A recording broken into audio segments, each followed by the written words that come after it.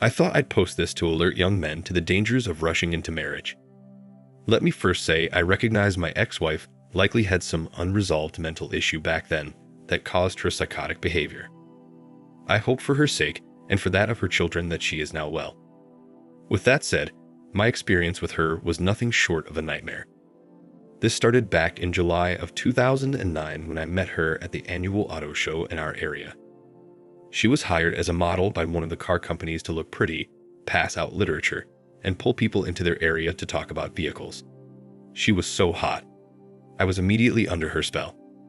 After mulling around the area, I went back and asked her out on the spot. And to my surprise, she said okay. On our first date, we just went for a drink, and we talked for nearly 3 hours. On our next date, we went out to dinner, then I took her for a walk in a local park where we shared an ice cream sundae. At the end of the date, I took her back to her apartment and she invited me in. As soon as we entered her apartment, she closed the door and put her arms around my neck and started kissing me, and from there, things happened fast.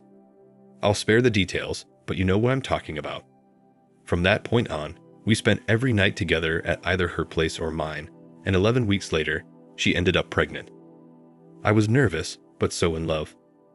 Looking back on it now, it was probably lust or a combination of lust and love, but whatever it was, I was under her spell.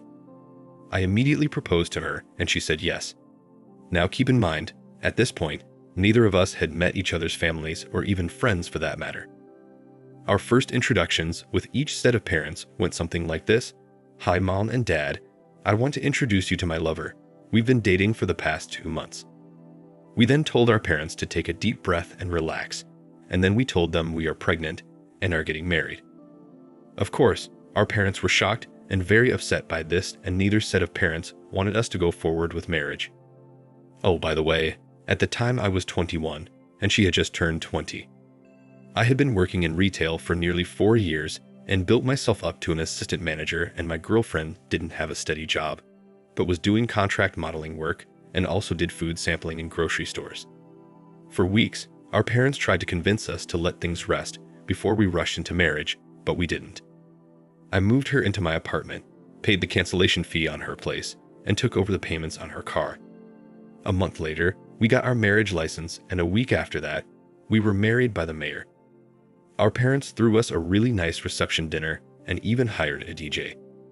We had about 50 family members and close friends in attendance. It was the best time. 5 months later, my first son was born, and I was so proud. I couldn't believe I could ever love someone as much as I loved that kid and his mom. My focus was working hard and making money to support my family, which required long hours at work. Things paid off for me, and a year later, I was promoted to store manager with a nice increase in salary plus bonuses. Life was good, and right after I got promoted, we found out my wife was pregnant.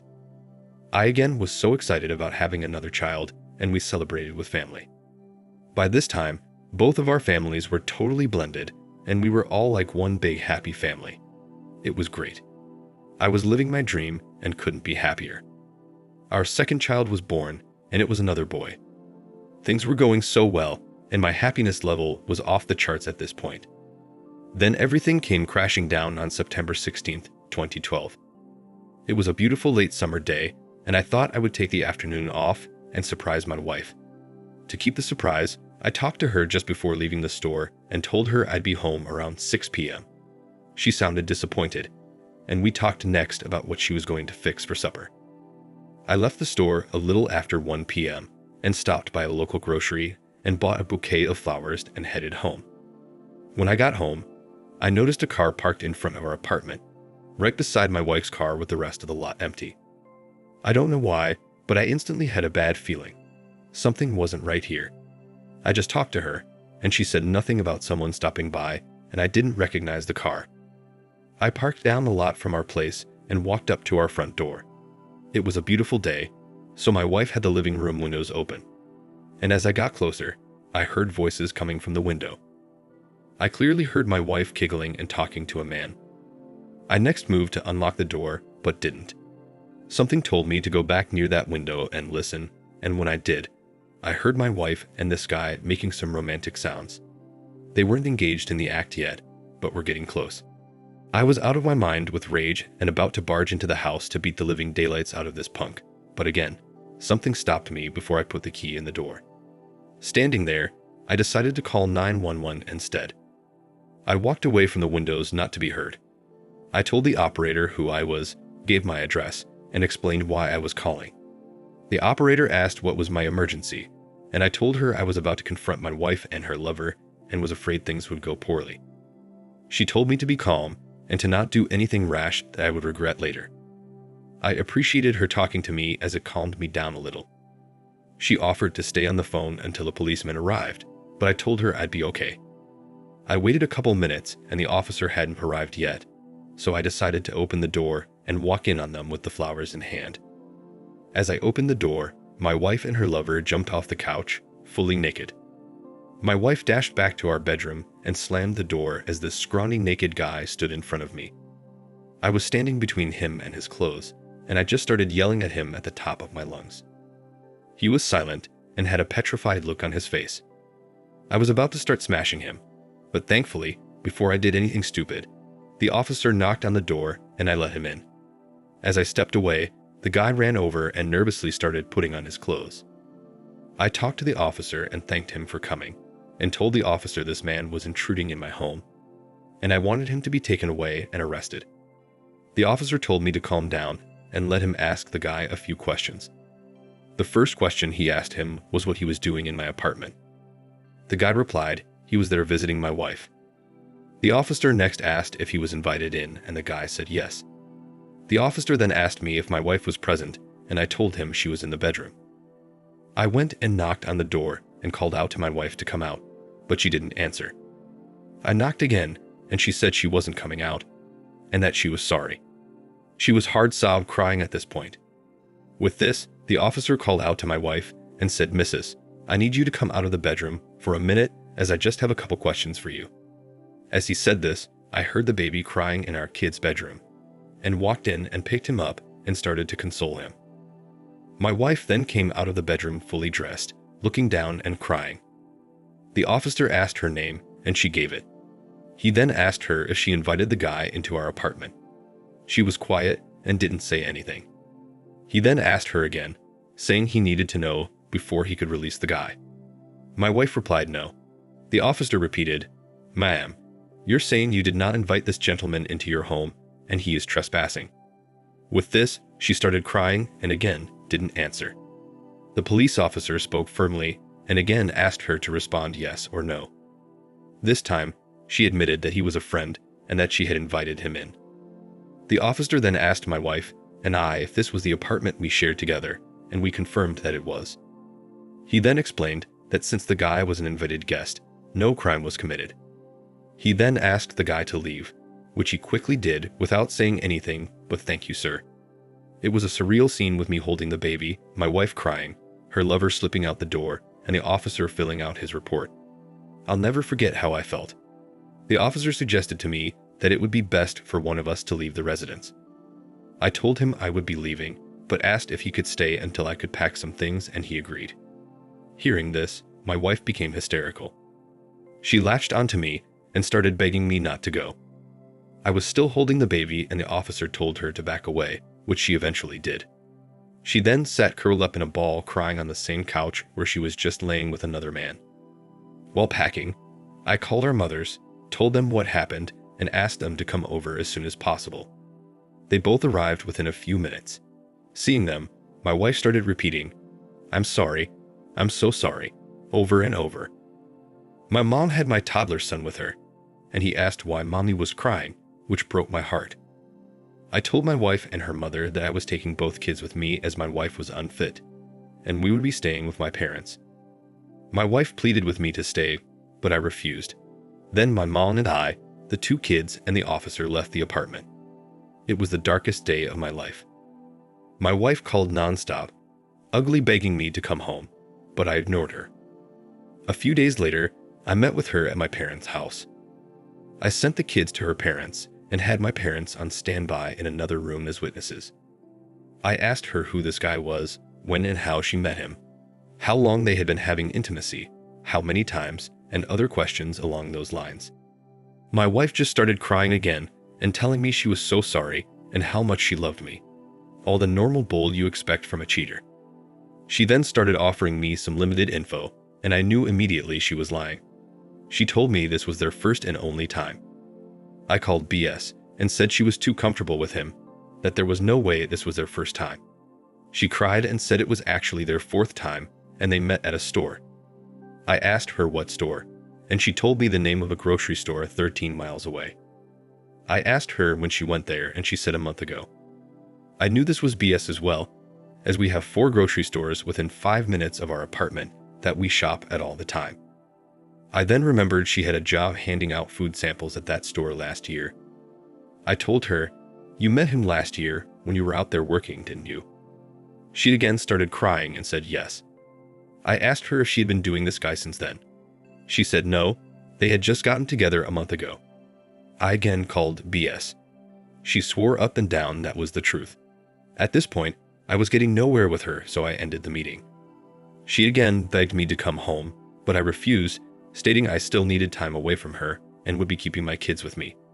She wouldn't leave, and I had to call her parents to retrieve her. As I was thinking things through that night, it hit me that everything she said about this guy was a lie. And then it dawned on me that my kids might not be mine, especially the little one. The next morning, I woke early and started researching DNA testing near me, and it turned out there was a lab in a little plaza just a half mile from my parents' home. I stopped over as soon as they opened and spoke with one of the staff. She explained the process and the cost. I next called my insurance company, and they said they didn't cover DNA tests, which was over $775 with tax. I decided to go forward with the tests and filled out all the paperwork. The appointment was set for later that day, and I took my kids back, and we all got tested. The technician said that the specimens would be picked up that day, and I'd have the results back within a week. The technician then explained that the results are court admissible, not like some of the mail-in tests you see today online. I got the test back in a week and was destroyed. My oldest son was mine, but the little man was not. I was heartbroken. I quickly fell into a really dark place and became severely depressed. All I could think about was him. How could life be so cruel and unfair? I told my parents about the results, and they too were devastated. I explained to them that I would be filing for divorce, and that I wanted to keep this a secret until I confronted my wife. I then got a good lawyer and started the legal process. My lawyer was a real pit bull.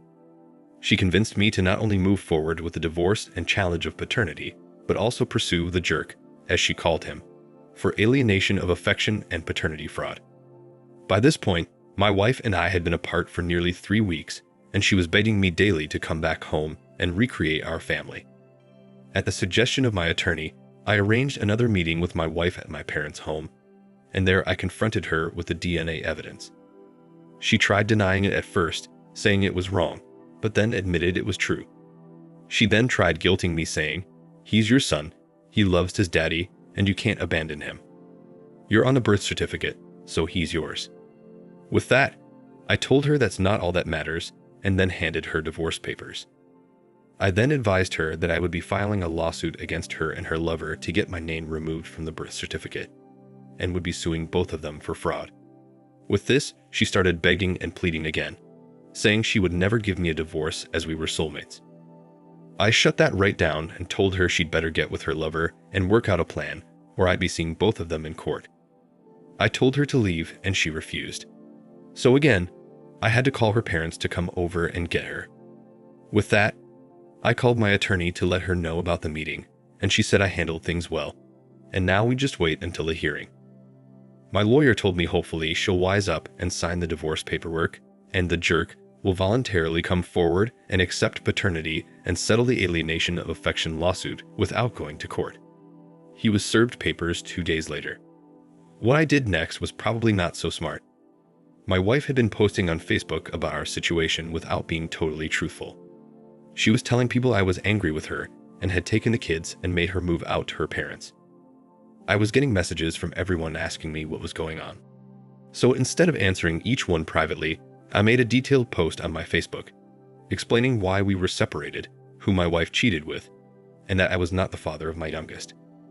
I have over 1,500 friends online, so news circulated quickly, and I started getting messages of support from everyone. This embarrassed my wife, and she asked if I would take it down, and I told her no. Everyone needs to know the truth. 2 days later, my attorney called, and I told her about the post. She scolded me and said that was stupid. Then she gave me good news. She said the jerk's attorney called her and agreed to voluntarily accept paternity if DNA testing proves he is the bio father, and also to settle the alienation of affection lawsuit for $5,000 if I drop the civil suit. My attorney explained this is really an ideal outcome, as husbands are normally on the hook unless another man voluntarily comes forward and accepts paternity. She went on to explain that getting a settlement in an alienation of affection case in our state is very rare and that I should accept the offer. I did, and we moved forward with getting everything finalized. The paternity case came up first in court. I thought it would be an easy process, but the judge made us jump through multiple hoops. After the initial hearing, the judge delayed issuing a decision on the case for 30 days to review all the information and state law before deciding. When we came back for the final trial, the judge asked the jerk and his attorney a series of questions that had my blood boiling. The judge first asked if he knew the child was his before the DNA test confirmed it was. His attorney started hemming and hawing. The judge had to order him to give a yes or no answer, and his attorney answered yes.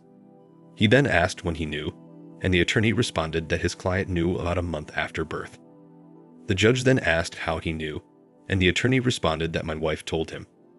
The judge asked if he ever visited the child. The attorney responded that he had visited every month for the past 4 months. The judge then turned to my wife and asked her if what he said was true. She looked down and said that it was. Learning all this made me sick, and again my mind filled with rage, but I kept my composure. In the end, my name was taken off the birth certificate.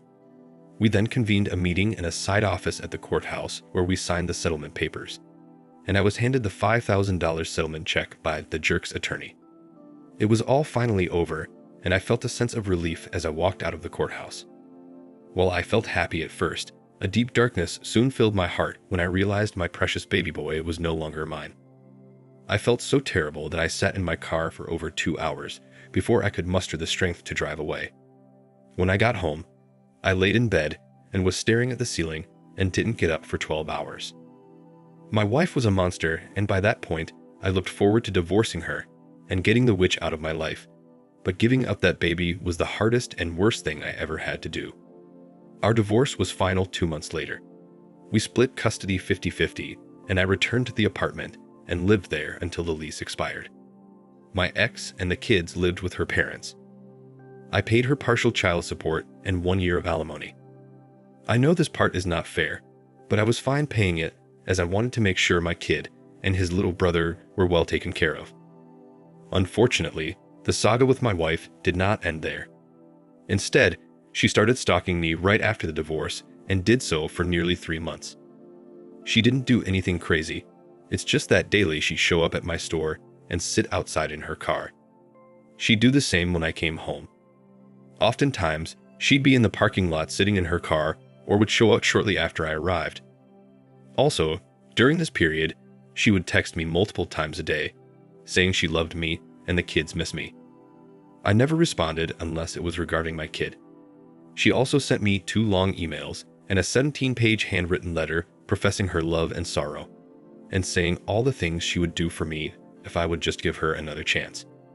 She was using my son and the little guy as leverage to guilt me, which really broke my heart and choked me up every time she mentioned them in her messages.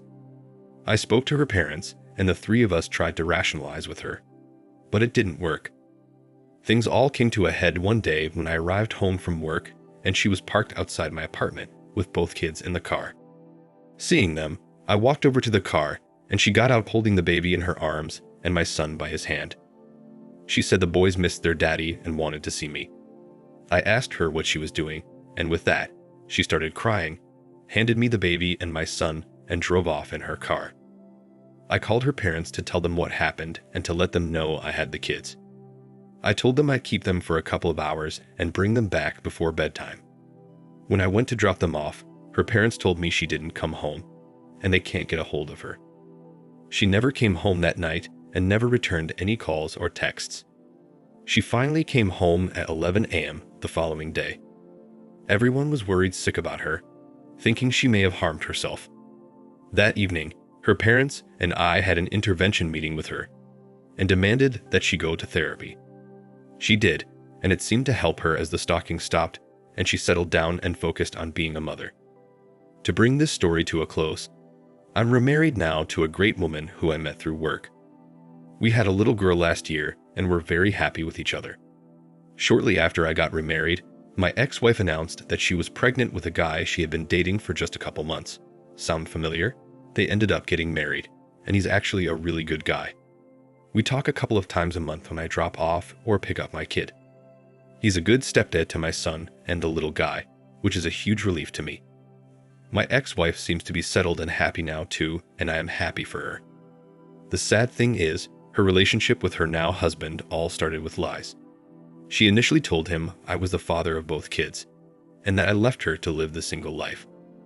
After he started learning more of the truth, she then told him I was not the little guy's father, and said she had him with the jerk after we divorced. Eventually, she told him the whole story after her parents outed her lies. How do I know this? Her husband called me one day and asked if we could meet for a beer. I agreed, and that's when he asked me to tell him the truth about what happened between me and my ex-wife, his now wife, since she had changed her story 4 times. I told him everything, and thankfully, what I said matched completely with the last story she told him. He seems happy with her. He loves their newborn son, and he takes good care of my son and the little guy, so everything is all good there. Oh, and in case you're wondering, the jerk has had nothing to do with the little guy beyond paying support. He's a total POS dirtbag. In the end, everything worked out well for me, but I could have saved myself a lot of grief, time, and money if I had just been more cautious. To the young guys out there, learn from my story and don't repeat my mistakes. There are good women out there. You just have to look long and hard to find them and then proceed with caution. Keith. Thank you for watching. Like, comment, and subscribe if you enjoyed the video. Until next time, I'll see you again. Take care.